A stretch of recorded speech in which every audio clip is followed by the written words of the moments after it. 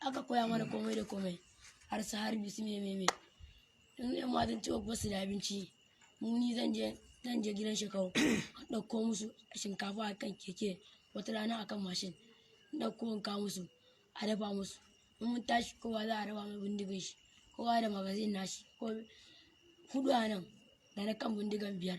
yana ɗaukan bullet 31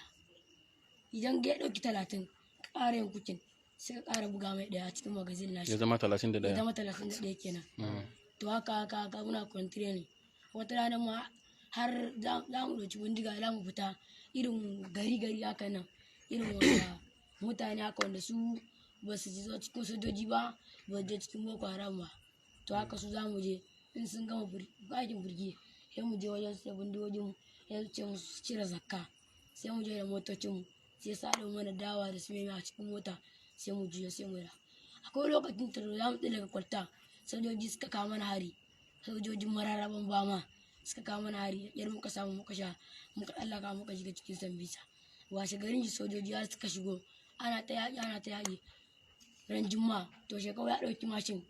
da escort nashi da su juya da su shiga cikin zai su kawo kayan yaƙi sai jirgi yana yawo a saman ya yi ƙasa har ya wurga bom ya kakkarya wa an su kafa wa an sun ji ciwo sai shekau ya karya kafa kuma sai aka ce mana mi baya ya kare kafa aka ce mana intiham mi baya intiham withdraw kenan shine intiham mi baya a ja da baya sai an je da ta komai za a ƙara shiga to kowa ya ja baya yan matan cibo kuma mu din ya mu da abokai na sai mu daya ko mu ma daya ni da su sai muka sa yan matan cibo a gaba biyu a baya biyu a gaba biyu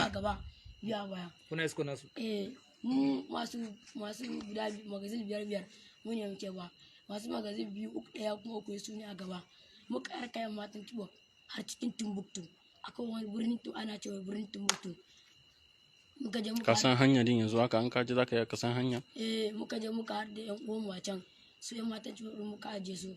mu a gida kare mutin aka je su mu muka da yan matan tade aka kuma da sojoji kafin na kara cikin san bisa kare mutin aka aje kowane gid akwai mota 2 da mai jigila da RPG da jama'a gida haka aka aje aka rarraba yanzu daga nan aka an ce ka je wajen zaka ka je ta bama in ka kai ta bama zaka ka kai sojojin har wajen ka sani me kyau hanya na san hanya mai kyau hanyar da akwai inda ba bomba din na san inda akwai wabin da kalla ba wanda yake bishiru ne inda ya kawai yanzu nan ba mu tattaka ba to sojojin suka za su ci wannan kafafuwan su ne akwai bom nan inda ba kafafuwan su nan wabi to nan inda akwai kafafuwan ba bom ko kuma ya fi tsammani akwai bom a nan to inda ba ta kaba mutane shi ne akwai bom ko za ku taka wajen da akwai bom wajen da ba bom za mu tattaka inda ba bom inda ba mu tattaka ba kuma inda wani sojoji suka ga kafafuwan su nan sun binne bom a bitana moto yana bi kawai bom zai tashi da shi akwai wani aboki na ce mai Abakar Mubi shi sojoji ne ma tun daga Mubi suka turo shi ya zo cikin Sambisa idan aka je aka binne bom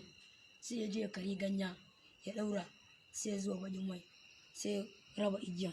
idan aka binne bom a nan wajen ba an binne bom a nan ba to za a ja igiyan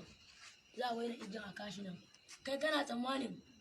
ba igiyan tana nan ba ka kalla ya sha nan ba kai kana tsammani bom ya nan kai ka kalla kai kana kan kunce wannan to igiyan tana taba wannan iyayen nan motsin zai tashi nan gaba da zai kwanje mu da idan ka taba wannan a idan ka zo ka kalla wannan da bakin mai a kai an raba igiyan haka suke bakin su kamar zai haɗu kana zuwa kana taba kada bakin ya haɗuwa zai wargaje to sanin yayi